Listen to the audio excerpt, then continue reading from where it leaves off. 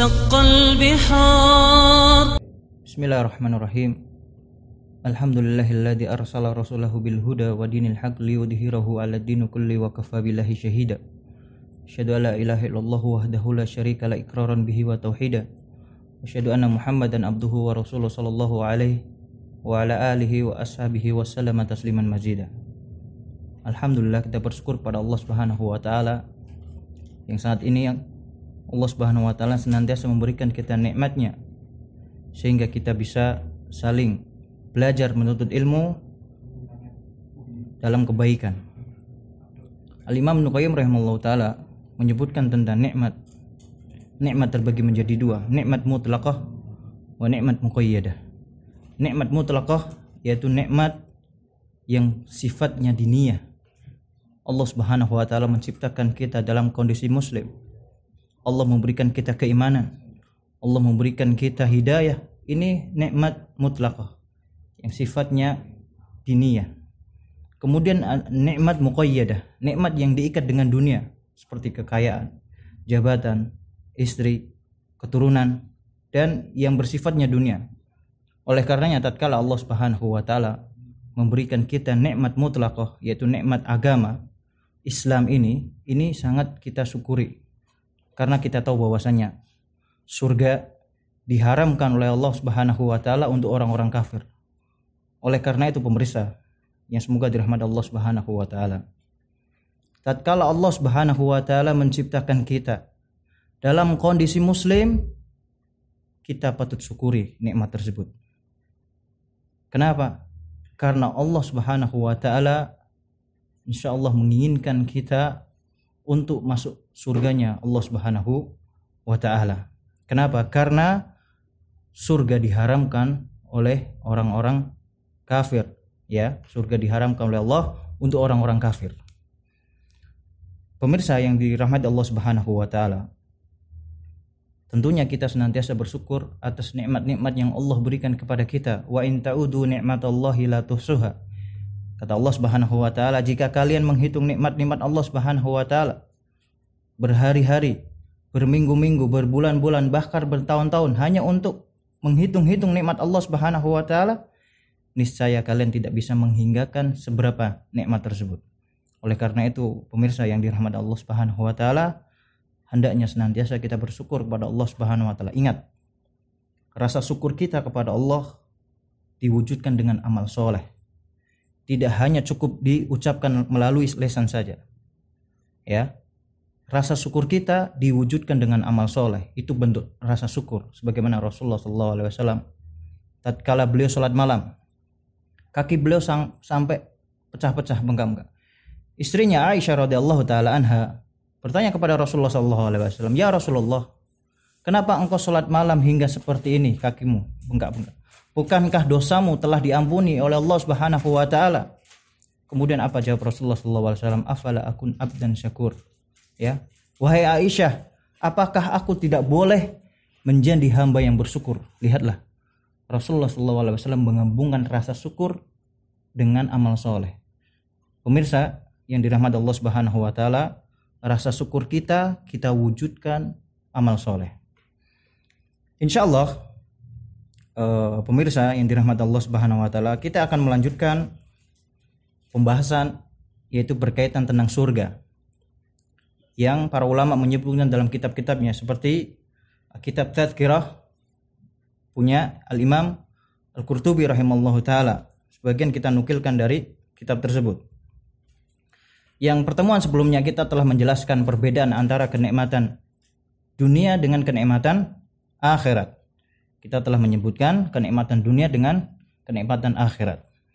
Kemudian insyaallah biidznillah, semoga Allah Subhanahu wa taala memberikan kita taufik, kita sedikit mengupas atau membahas tentang Jannatul Khuld, ya, surga, yang berkaitan tentang surga. Insyaallah kita berlanjut ke depannya. Di sini ada pembahasan apakah surga yang akan dihuni oleh orang-orang bertakwa itu surga yang juga pernah dihuni oleh Nabi Adam alaihissalatu wassalam. Ya, pembahasannya pemirsa perhatikan.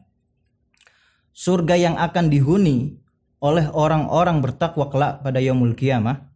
Apakah surga yang pernah juga dihuni oleh Nabi Adam alaihi salatu wassalam? Di sini permasalahan ini para ulama ada khilaf di kalangan para ulama. Ya, ada dua pendapat.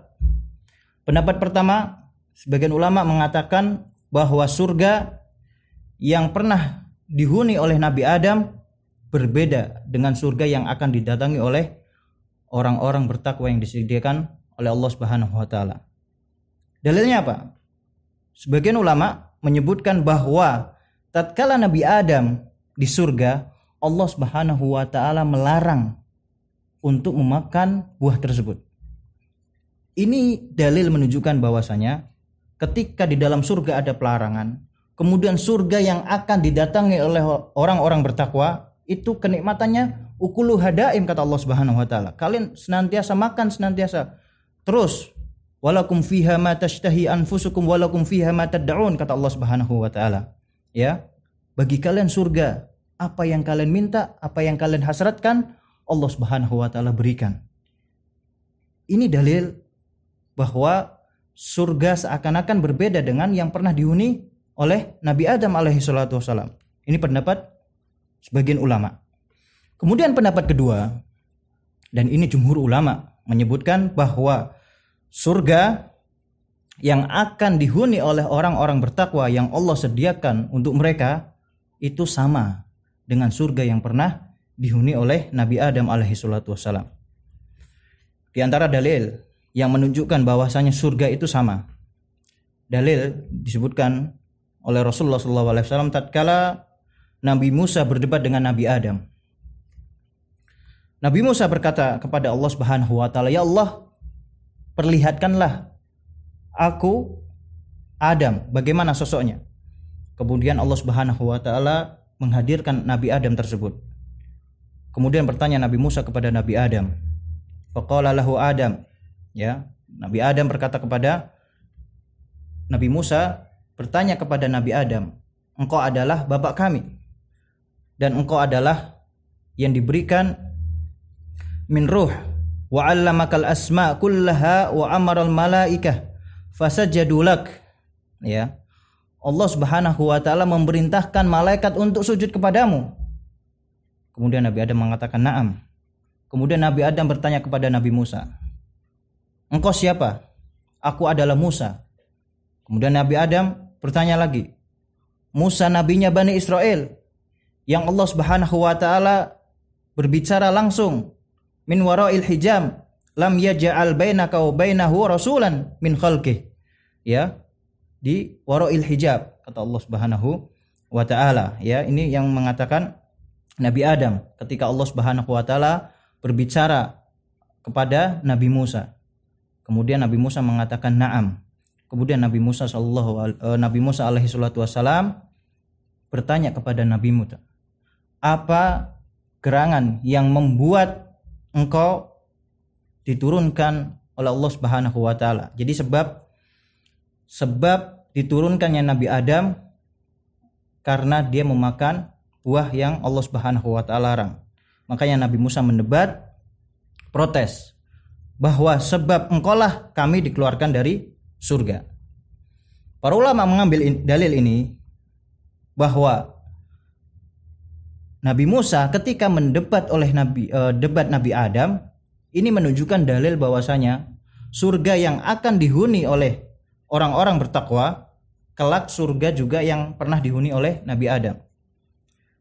Sebagian ulama juga menyebutkan kalau seandainya surga yang pernah dihuni Nabi Adam itu bukan surga yang akan dihuni oleh orang-orang bertakwa, kenapa Nabi Musa harus berdebat? Ya, ingin mendapatkan surga kembali, ingin kembali kepada tempatnya. Kemudian di antara dalil lagi,